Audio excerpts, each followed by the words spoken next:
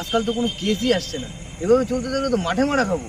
বাড়িতে বউ বাচ্চা আছে, কিভাবে কি করবো বুঝতেই পারছি না। স্যার এক second. Hello, CID officer Abhijit speaking. কে বলছেন, কোথা থেকে বলছেন? স্যার আমি বালপাড়া থেকে বালচেরা বলছি। আমার বউ সকালবেলায় টুক করে জানলা দিয়ে একজনের সাথে পালিয়ে গেছে স্যার। তো আমরা কি বাল ছিড়বো?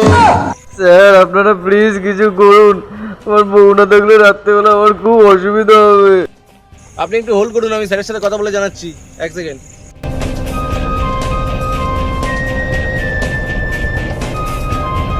তাহলে কেসটা তো তুমি সাল্টে নিতে পারবে, এখানে তো আমার কিছু বলার নেই, বড় হয়েছো।